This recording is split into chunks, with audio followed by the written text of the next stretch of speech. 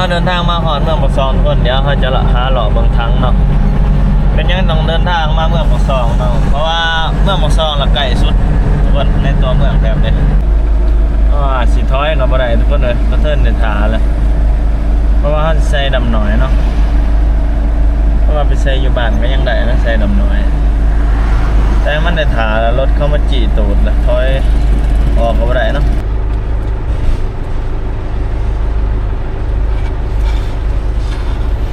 เปลี่ยนแผนนะทุกคนเนาะบ่ได้ซื้อซ้ำอันนั้นมาแล้วเอามาซื้อคุยแพงหลายทุกคนเลยก็ได้จะว่าเป็นยังห้องคือบ่ลงรถมันรถบ่มีเบรกเนาะบ่อยากหมอดรถแน่ถ้ากันหมอดแล้วก็สตาร์ทบ่ได้นะก็เลยว่าให้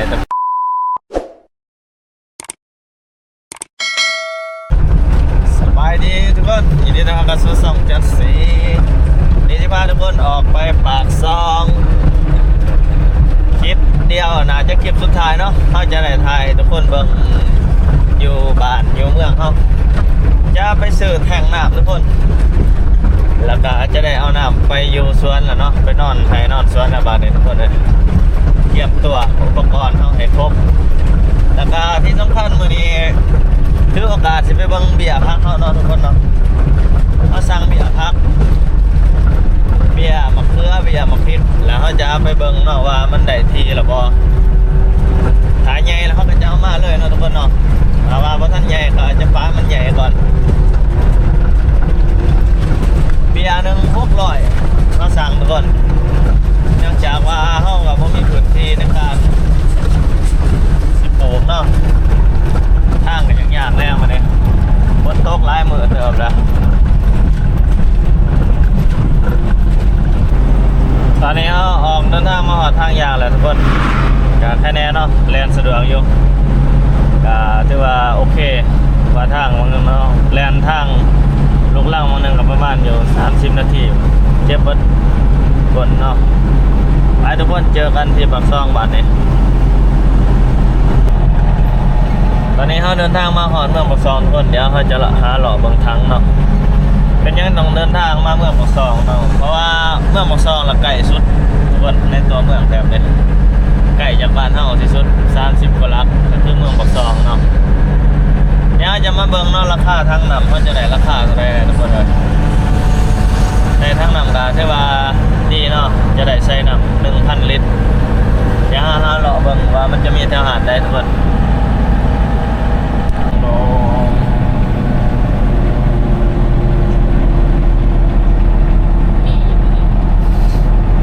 ว่าระดับเมืองปากซองแล้วผมมีก็ย่อมือกันนะ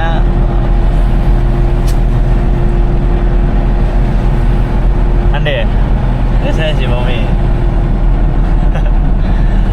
ไม่ใช่น้ำมันก่อนเนาะ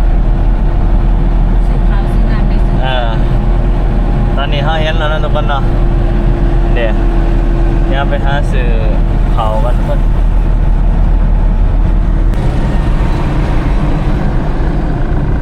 เขาจะมาใส่น้ำมันทุกคนเลยเพราะว่าต่อคิวอยู่โอ้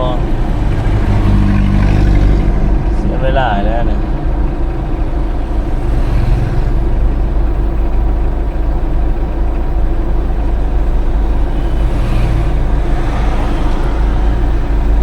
ต้นเติมนั่น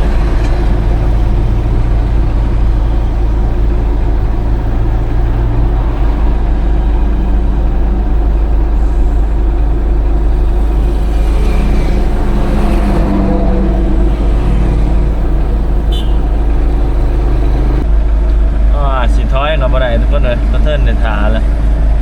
เพราะว่าเขาใส่ดำหน่อยเนาะเพราะว่าไปใส่อยู่บ้านก็ยังได้นะใส่ดำหน่อยแต่มันได้ถารถเข้ามาจีตูดละถอยออกกับบ่ได้เนาะพยายามทุกคนถาอีกน้อยนึง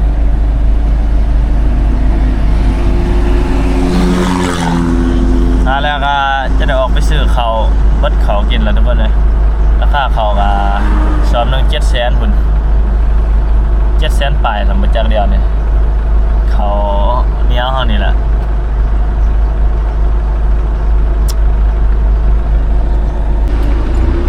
ตอนนี้เรียบร้อยแล้วทุกคนเลยทานเป็นชั่วโมง เลยพอยนะเอาอย่าง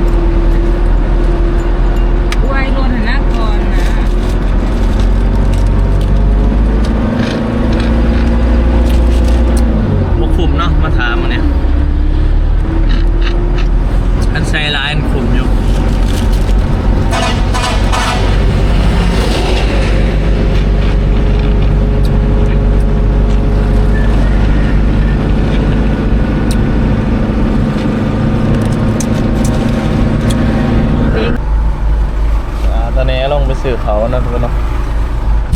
ตามมึงราคาเท่าไหร่เนี่ย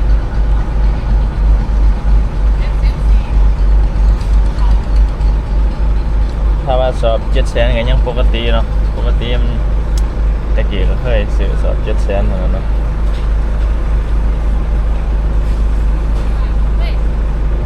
ฮะอ่า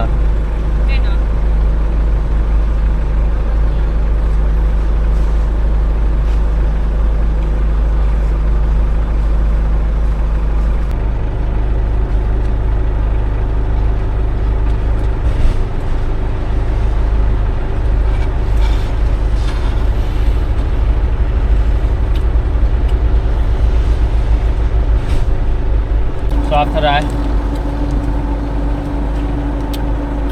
มันบ่ได้เว้ย เป็นยังไง เอากดมา สอบเท่าไหร่ 704,000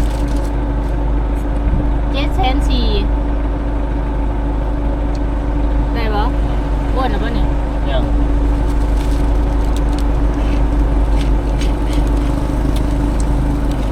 สอบหนึ่ง700,000ทุกคนเนาะ700,000ไปเป็นว่าโอเคเนาะสอบเขาเกรด A ยังสิไปซื้อทางน้ำนั่นทุกคนเนาะไปเจอกันอยู่ที่ห้างทางน้ำโอ้ว่าราคาเท่าไรเนาะทางน้ำเนาะตามราคาเท่าไรตอนนี้เขามาหอดห้ามทางน้ำเลยทุกคนนี่ทางไปนี่แหละแน่ๆเพิ่นลงไปถามเนาะว่าราคาเท่าไรน่าจะก็คิดส่วนตัวกับล้านกว่าเลยทุกคนเลยล้านปลายบ่อยู่เลย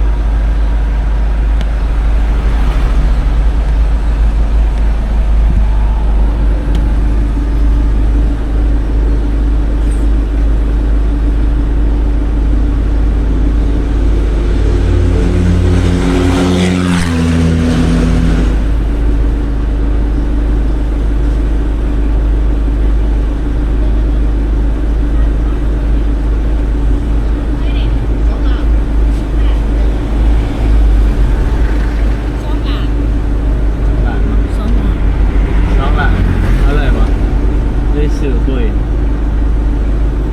ฮะปุ้ยเปลี่ยนแผนนะทุกคนเนาะก็ได้ซื้อจำอันนั้นมาแล้วเอามาซื้อปุ้ยแพงหลายทุกคนเลยก็น่าจะว่าเป็นยังห้องคือบ่ลงรถมันรถบ่มีเบรกเนาะบ่อยากหมอดรถแน่ถ้ากันหมอดแล้วก็สตาร์ทบ่ได้นะก็เลยว่าให้แต่เพิ่นลงเพราะว่าเฮาไปถามเบิ่งราคาอ่าน2 ล้านส่วน2 ล้านน่ะมาเทียบเบิ่งความจำเป็นเฮาก็มันบ่พอสิหลายปานนั้นเนาะมันสูงพอเอาตรงๆเงินบ่หลายแล้วความจำเป็นเฮาก็บ่หลายนำเพราะว่าอาศัยแต่ซีดคนน้ำไปอยู่เพื่อนก็มีแน่เนาะทางฝาทางเขียวเฮาก็เลยว่าซื้อปุ๋ยเมื่อซะทุกคนเลยมาซื้อตัวนี้มีแต่500,000เท่านั้นก็เลยว่าลื่นกันหลายเติบ นี่ใครก็อะไรก็นี่4,500,000ก็ได้โตแต่ว่าอยาก ทุกคนหลังจากจ่ายเงินแล้วเราก็จะได้เดินทางกลับเนาะทุกคนเนาะวันนี้เดี๋ยวเราจะไปแวะเบิ่งเบียร์พักเราทุกคนสิพาทุกคนไปเบิ่งเบียร์พักของเบียร์มะเขือเราไป พ่อ ทุกค เว้ น ยโทรศัพท์มา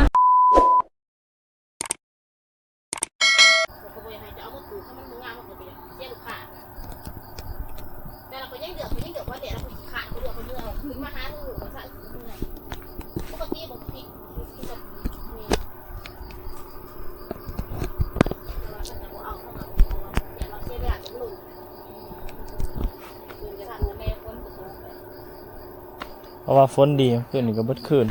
เดือดมากเลยคนใช้ก็เลยทำเพราะว่ามันโมได้นะอยากลูกเนี่ย จะคิดว่าจะได้ไหม มันเผือก มั มัน น ได้ เดียว โต๊ะได้ตัวนั้นมันบ่งานตัวนี้มันเพียมันเปื่อยเลยตัวนี้ แต่บางคนบินไล่อย่างไรก็ไล่เผือกเขาบอกว่าเนี่ยค่าเขาไล่หมดอยู่ค่าเขาเดือนพกไล่เขาสั่งน้ำมัน50 บาทก็จะปูเดือนพก มันจะ เรื่ ได้ องของประเภทในน้ำเห็ดบ่ได้มันมีหมองว่า มันพริกคันได้มันพริกจะท้าเอามันพริก งวดตัวนี้คอยสิมื้อแรกนำสิโทรบอก มื้อแรก เพราะว่าคอยยังสิไปเบิ่งอยู่หั่นก่อนคันว่ามันได้หั่นคอยสิโทรบอกอยู่หลุมใช่ได้เนาะก็กระทาเอาตัวนี้ได้มันไว้นะ ที่จะว่าจะ ไปเบิ่งน้ำไอ้ละก่อนก็ได้คันว่าไอ้ละต้องพูดใจก่อนเพราะว่าเบี้ยคงตะกร้าให้ร้ายคนมันก็เลย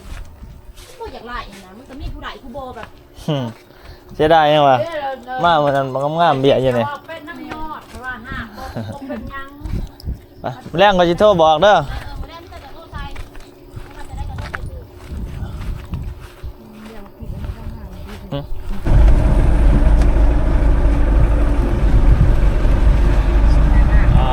นี่เจอฝนแล้วครับ